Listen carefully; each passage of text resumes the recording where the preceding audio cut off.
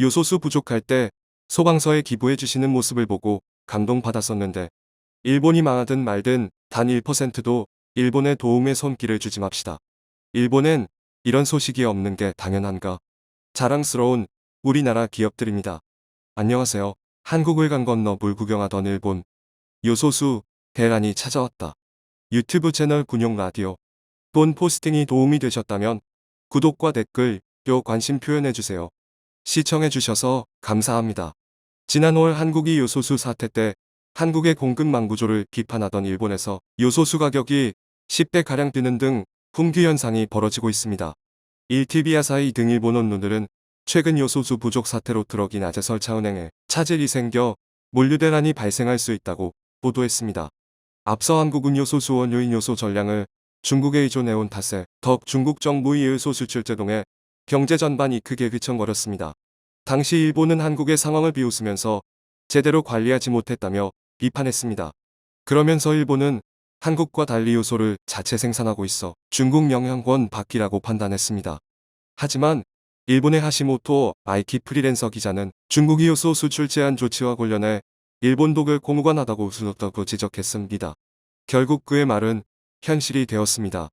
일본어선은 자체적으로 80%의 요소수를 생산하지만 요소수를 만드는 원료 중국에서 수입하기 때문에 결국 중국의 수출 규제를 비껴가지 못한 것입니다. 게다가 일본 내 요소수를 제조하는 위치, 화학이 제조시설의 정기 수리에 들어가 공급 부족은 더욱 심화되었습니다. 일본 경제 산업성은 중국이 요소 수출을 제한한 데다 일본 최대 요소수 제조업체가 지난월 말까지 정기 점검을 이유로 공장 가동을 중단하면서 요소수 수급에 차질이 빚어졌다고 설명했습니다. 그러면서 1월이면 이 같은 상황이 해소될 것이라고 장담했는데 일각에서는 일본 정부는 지금 어떤 손도 쓰지 못할 정도로 최악의 상황을 맞이하고 있다고 말하고 있습니다. 일본이 부족 사태에서 어떠한 조치도 취하지 못하는 이유에는 한국이 있었습니다. 최근 세계 각지의 요소수 원재료를 한국이 다 쓸어갔고 심지어 일본 내 원재료도 한국이 요소수 사태로 배거들여왔습니다. 한국에서 요소수 대란이 일어났을 때 인도가 중국산 요소 80%를 싹 쓸어가 대란을 겪었다고 했는데 후전 1세기 요소는 한국이 칠에 싹쓸이했다는 것입니다. 한국은 호주, 베트남, 멕시코에서 총 1,200톤의 요소수를 확보하고 인도네시아에서는 3년간 월 10,000톤 수입을 계약했습니다. 또한 중앙아시아, 동남아시아, 중동, 아프리카 등 총 27개국의 요소수 수급 협력을 요청하면서 지금 가져올 수 있는 요소와 요소수를 거의 다 확보했습니다. 일본은 한국이 음주인 후의 요소수 부족 사태를 맡고 있기에 이들 국가들에게 새로운 요청을 하기 가월지 않은 상황입니다. 이 때문에 일본은 또 다른 요소수의 재료인 LNG를 도입하려 하지만 이 또한 쉽지 않은 상황입니다. 가장 가까운 러시아에서 공급을 받으려 해도 사할린 문제로 주지 않을 것이라고 했습니다. 일본은 러시아의 사할린 가스접을 거래하다가 일본 정부에서는 사할린은 우리 영토인데 러시아에서 돈 주고 사할 수 없다고 퇴짜를 놓았습니다. 이 때문에 러시아는 한국 가격을 추진했는데 일본에서는 미국 측이 한국이 러시아로부터 가스를 사는 게 부당하다고 일렀지만 미국은 개입하지 않았습니다. 결국 러시아에게 일본은 단단히 찍혔고 당시 공장이 화가 난 푸틴은 일본에게 사할린 가스를 주지 않겠다고 했습니다. 또한 러시아가 유럽으로 가는 일스 공급을 중단하면서 LNG 가격이 폭등했고 LNG가 시급한 유럽이 다른 지역의 물량을 싹쓸이해갔습니다. 이미 요소순 대란이 들이닥쳐 한국은 전세계 공급망에 호소하면서 요소수를 최대한 구해 1년치를 확보했고 유럽마저 LNG 대란으로 전세계 LNG를 대거 도입하고 있습니다. 그 와중에 자신들은 요소수란과 물론 관계가 없다고 팔짱을 놓고 있던 일본은 이제 재발에 불이 떨어졌지만 할 수 있는 일이 없어져 버렸습니다. 지금 일본 내에서는 요소순 재고분과 생산분이 다 어떡한 거냐는 질문에 한국이 계약해서 진작에 다 가져갔는데 완성품이건 원료건 지금 남은 것이 없다고 했습니다. 결국 한국을 비판하며 왜 그것조차 예측하고 미리 준비하지 못했을고 했던 조롱은 이제 한국이 아닌 일본으로 향하고 있습니다. 그 와중에 국내에서는 한화학업체가 산업용 요소수를 대체할 수 있는 물질을 개발해냈습니다. 울산이 한화학업체는 울산과학기술원연구전과 함께 탄산암모늄이 요소수 대체 물질로 사용 가능하다는 사실을 확인했습니다.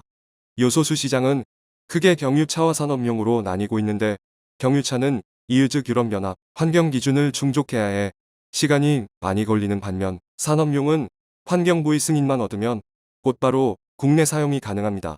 국내 산업용 요소수 수요량은 약 12만 톤 정도 되는데, 산업용 요소수 대체 물질로 탄산암모늄을 약 30만 톤 정도 생산할 수 있기 때문에 약 40% 정도의 대체 효과가 있다고 보고 있습니다.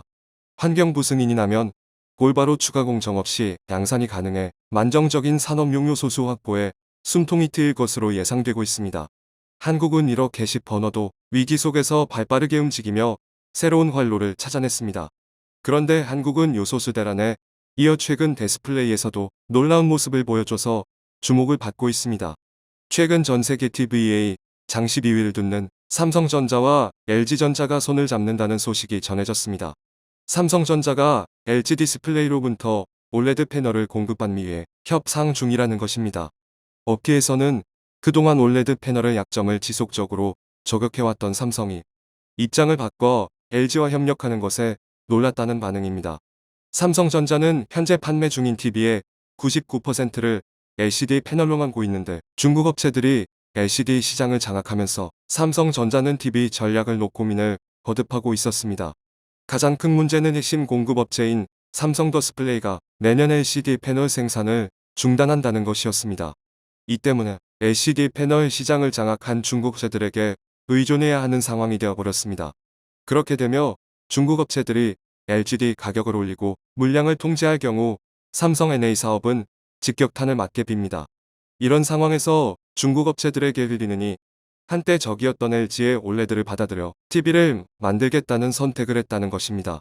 이미 LG전자의 올레드 TV 이원 매량이 매년 2배 이상 성장하는 것을 보았기에 삼성전자도 하루빨리의 TV 생산을 늘리기로 판단했다는 분석도 있습니다.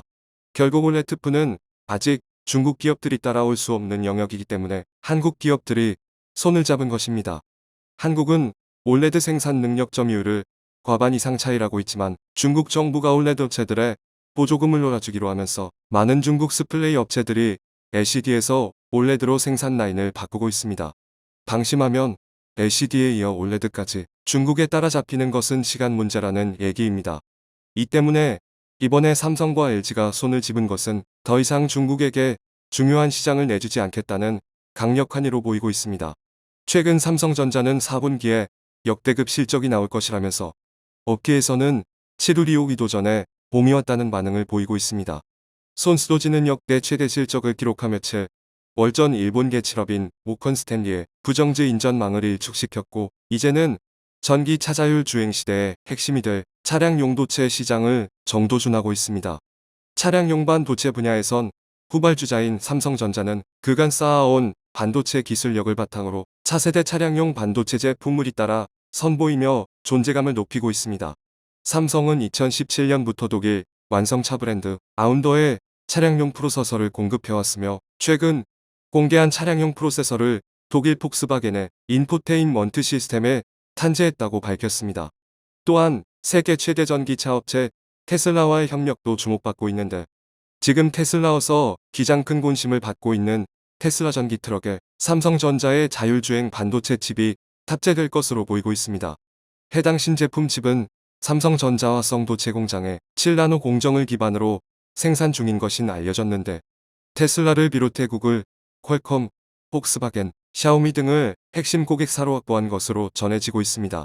그동안 삼성전자가 자창용 반도체를 생산하지 않은 것은 이윤이 크게 남지 않기 때문이라고 했는데, 이제 자율주행 전기차가 대세가 되면서 고용량 고성능 메모리의 수요가 늘어 삼성은 이 시장까지 가지고 가려고 하고 있습니다. 일본은 한국에게 메모리 반도체 시장을 빼앗기고 그나마 차량용 반도체를 생산하고 있었는데, 이제 이것도 한국에게 내치해야 할 판이 되고 있습니다.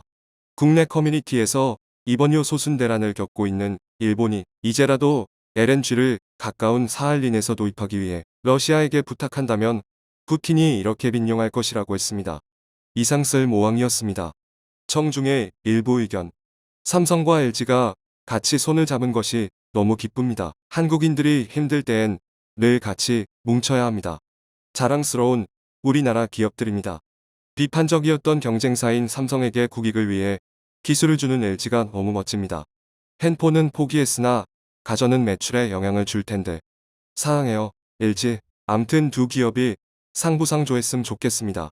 삼성이랑 LG가 디스플레이를 합치면 얼마나 괴물이 나올지 감도 안 잡힌다. 일본 자민당이 응원하는 윤석열은 우리 지도자가 될 수 없다. 이번 대선은 한일전이다. 중국이 경제 교란종이네. 자원이 많으니 가격으로 후려서 주변 국가 사업 망하게 하고 나중에 가격 덤핑하네. 중국 제품 많이 쓰면 안 되겠네. 일본이 러시아에서 요소수를 공급받을 수도 있을 법한 방법은 있음. 쿠릴열도에 대한 언급하지 않고 거기에 홋카이도를 러시아에 내주면 가능할 듯 그만큼 가능성이 낮음. 시청해주셔서 감사합니다.